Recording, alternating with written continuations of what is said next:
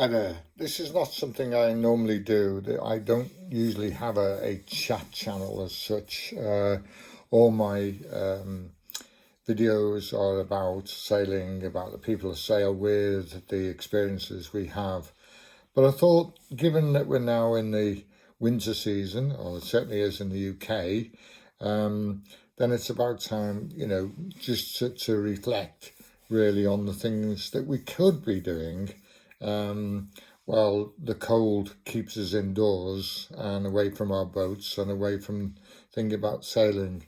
And I think it's very important to keep that up for several reasons. One is that you need to obviously prepare your boat, winterize your boat anyway.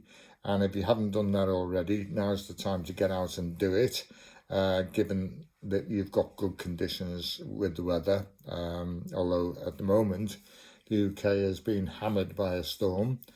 So now's not a good time, but maybe after a couple of weeks or towards the beginning of the new year. But really, your boat should have been winterized by now.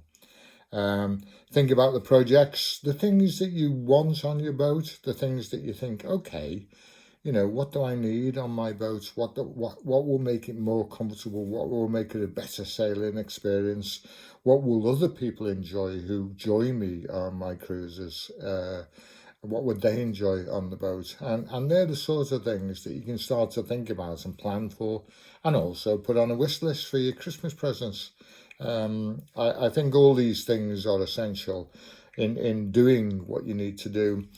One of the things if people who know me, I'm a techno freak. I love my technology, everything about it, from making things far easier, better planning, keeping information up to date.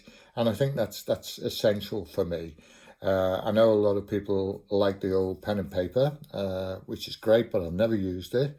Never used it at school, never used it at college.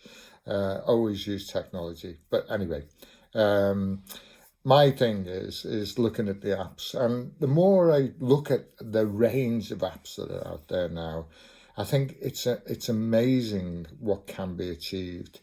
One of the things I've noted, I mean, I got Navionics when they first released it, and it was good then, and it's getting better by the year. And I've still got Navionics. I still use it as my main navigation program, although there are other ones that have better facilities like Savvy Navi, Navily, and there's a new one on the block now called Orca, which is worth looking at. I look at all of these when they come out. I have a look at them and see whether I would want to change. And to be fair, I've stuck with Navionics, although I do think the others have better facilities on for some things like long distance planning, making sure that you get the tide right, the weather conditions, etc. But this prompted me to think about Navionics, and I thought, well, okay, I've used this, and how many people actually contact Navionics and tell them what you want from it? Because I found this has been very useful. I've suggested quite a few things now. One is being able to self-edit, which you can now, and I know other people have done that. But the more people who suggest these things, the more they will respond. And I think it's important that people do write to Navionics or any other app that you're using, and ask them to modify it the way you would want to use it. I think those things are essential. The other thing I found over winter periods is thinking about how you record information. And there's some nice logbooks out there that you can get, apps that is, that will actually take a note of where you are, where you're going, and record it on the hour with the barometer pressure, etc. They're worth looking at. There are quite a few apps. There are apps on maintaining your boat, looking after having a schedule of work for your boat. All these things are good. If you've got a paper system, that's fine. Don't change it. because it'll only confuse you having two systems. I've always been a firm believer you have one system or the other. To have two systems, I think, leads to confusion and leads to you not filling one of them in properly or not updating one of them properly. That's my opinion, and it's done me well so far. I think the other thing I'd like to sort of talk about is the preparation for work, for jobs that you need to do. Now's the opportunity. You've got time to think about what materials you need, what the best price you can get for them. It's difficult at the moment, certainly in the UK, to get any materials, certainly wood. Quality wood is becoming a premium at the moment. So, you've got time to think of all these things and start your preparation. The other thing is about you and about keeping yourself active.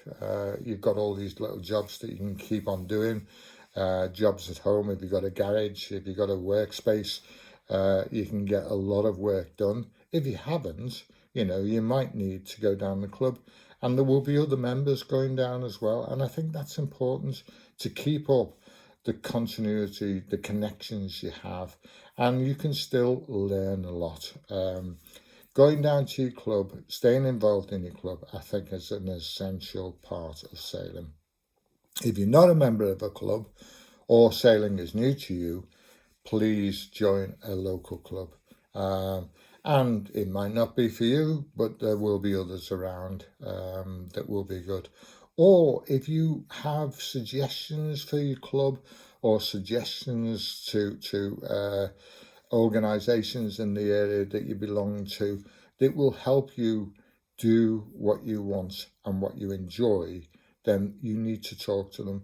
The worst thing is, and I come across it so many times, is people complaining, people don't do this, they don't do that. Well, have you asked them? Have you talked to them about it? Because if you haven't, then how do they know what you want? And I think that's very important.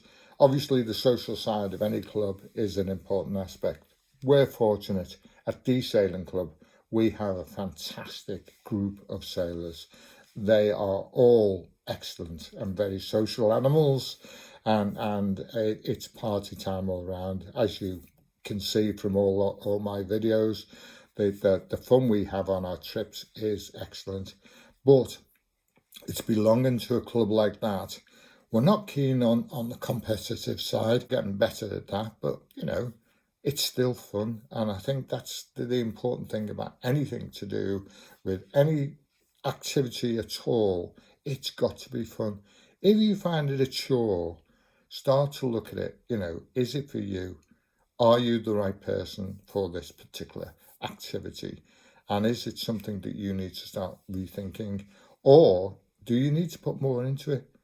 It's like the old saying, isn't it? The more you put in, the more you get out. And those people I know, and I could run through endless people within the club, put so much in, but believe me, they get so much out of it. And I think that's the important message I'm trying to say today, is that over the winter period, when you're stuck at home, you might be on your own, you might have family, that's great. But if you want to keep you involved in your sport, in your activity, the thing that gives you a lot of pleasure throughout the year, then you need to stay involved with your club, your social circle of sailors, or even on YouTube. The amount of YouTube channels I follow now, and it's fairly evident, to be honest with you. The YouTube channels are joining up. They're becoming groups within the YouTube channels. You'll get a lot of them now. We'll be meeting other YouTubers and they'll have sessions together. And that is becoming a social circle of YouTube users. And it's good to get involved in those because that will stimulate you, that will keep you going and will provide excellent viewing, certainly on those nights when the telly's awful and you've got nothing to look at. Then go and check out YouTube. I'll be posting another one later on about all the apps I use. I've done this before, but I think it's important that you can actually see the apps and get a handle on them. And newcomers to sailing, might not even know there are apps out there. Thanks a lot for watching.